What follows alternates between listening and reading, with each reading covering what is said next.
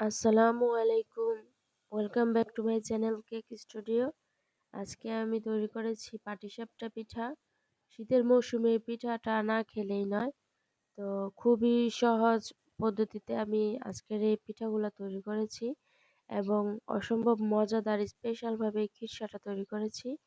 তো যারা নতুন পিঠা তৈরি করতে পারেন না, তারা আমার আজকের এই রেসিপিটি দেখে তৈরি করে নিতে পারেন। চলুন ভিডিওটি শুরু করছি।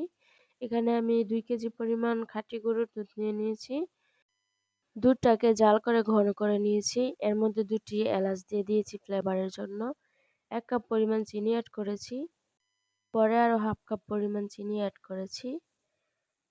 অল্প একটু লবণ দিয়ে দিয়েছি, এতে করে মিষ্টির ব্যালেন্সটা ঠিক থাকবে। এখানে গুঁড়ো দুধ দিয়ে দিয়েছি 2 টেবিল চামচ পরিমাণ। গুঁড়ো দুধটা এড করলে খিরসার টেস্টটা খুব ভালো আসে। এখানে আমি পোলাও চাল ব্লেন্ড করে দিয়ে দিচ্ছি। 1 কাপ পরিমাণ পোলাও চাল 2 ঘন্টার জন্য ভিজিয়ে রেখেছিলাম। তো এই চালটাকে ব্লেন্ড করে নিয়েছি। পোলাও চাল দিলে খিরসার টেস্টটা অনেক গুণ বেড়ে যায়। আপনারা একবার তৈরি করে দেখবেন। খুবই মজাদার হয় খেতে। তো চালের পেস্টটা দেওয়ার পরে খুব তাড়াতাড়ি দুধটা ঘন হয়ে আসবে। তো অনবরত নাড়তে হবে যেন নিচে পোড়া লেগে না যায় এবং দলা পেকে না যায়। নাড়তে নাড়তে খিরসাটা ঘন হয়ে এসেছে। এ পর্যায়ে চুলাটাকে অফ করে দিব। ঠান্ডা হয়ে গেলে খিরসাটা আরো একটু ঘন হয়ে আসবে। তো আমার খিরসাটা রেডি হয়ে গেছে। এবার এক সাইডে রেখে দিচ্ছি। এখানে একটি বোলের মধ্যে 6 কাপ পরিমাণ সেদ্ধ চাল 6-7 ঘন্টার মতো আমি ভিজিয়ে রেখেছিলাম। সেটাকে ব্লেন্ড করে নিয়েছি। 1.5 কাপ পরিমাণ দিয়েছি ময়দা। এতে করে পিঠাগুলো অনেক সফট হবে। এবার এর মধ্যে এড করেছি 1.5 কাপ পরিমাণ খেজুরের গুড়ের শিরা। এখানে আমি হাফ কেজি পরিমাণ খেজুরের গুড়, হাফ কাপ পরিমাণ পানির সাথে জাল করে একটি শিরা তৈরি করে নিয়েছি। তো সেই শিরাটাকে আমি কুসুম গরম অবস্থায় এই ব্যাটারের সাথে মিশিয়ে নিচ্ছি। এবার একটি হ্যান্ড উইক্সের সাহায্যে আমি মিশিয়ে নিচ্ছি ব্যাটারটাকে। আমি সবগুলো উপকরণ একসাথে অ্যাড করব না, অল্প অল্প করে অ্যাড করব এবং মিশিয়ে নেব। এখানে আমি আরো 1 কাপ পরিমাণ খেজুরের গুড়ের শিরা অ্যাড করেছি। আপনারা চেষ্টা করবেন ভালো মানের খেজুরের গুড় নেওয়ার, এতে করে পিঠার টেস্টটা অনেক গুণ বেড়ে যায়। তো আমি এখানে ভালো মানের খেজুরের গুড়টা ব্যবহার করেছি। তো পিঠাটাকে সফট করার জন্য এখানে আমি কুসুম গরম পানি অ্যাড করেছি। আপনারা অবশ্যই কুসুম গরম পানি অ্যাড করার চেষ্টা করবেন। এতে করে পিঠাগুলো অনেক সফট হবে, খেতেও অসম্ভব মজার হবে।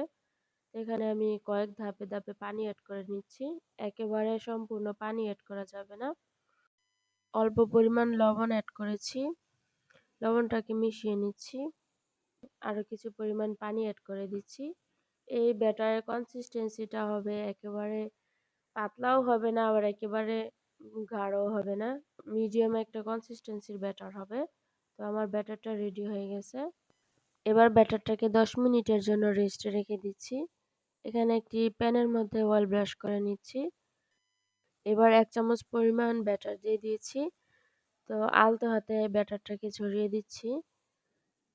এই পিঠাটা তৈরি করতে চুলার আঁচটা আমি একেবারে লোতে দিয়ে দিচ্ছি 1 থেকে 1.5 মিনিটের জন্য। এবার ঢাকনা দিয়ে ঢেকে দিচ্ছি। তো ঢাকনাটাকে সরিয়ে এর মধ্যে আমি এবার পুরটা দিয়ে দিচ্ছি। এখানে আমি একটু বেশি করে খিরসা দিয়ে দিচ্ছি, এতে করে পিঠাগুলো খেতে অনেক বেশি মজার হবে। তো এবার আমি রোল করে নিচ্ছি পিঠাগুলোকে। দেখুন পিঠাটা কতটা মসৃণ হয়েছে। আমি যেভাবে পিঠাগুলোকে তৈরি করেছি, আপনারা যদি সেম ভাবে তৈরি করে নেন, আপনাদের একটা পিঠাও ভাঙবে না। তো এবারে পিঠাটাকে তুলে নিচ্ছি। আমি সেম ভাবে আরেকটি পিঠা তৈরি করে দেখিয়ে দিচ্ছি। যারা এরকম মসৃণ পিঠা তৈরি করতে চান, তারা অবশ্যই চুলার ফ্লেমটা একবারে লোতে রাখবেন।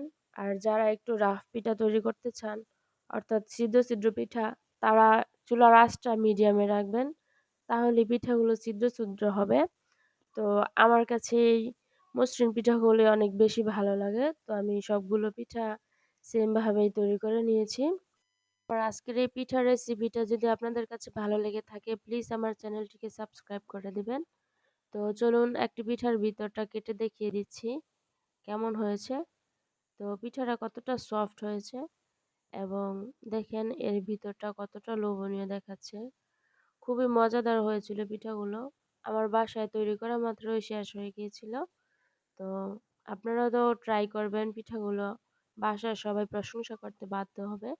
তো সবাই অনেক বেশি ভালো থাকবেন, সুস্থ থাকবেন। আল্লাহ হাফেজ।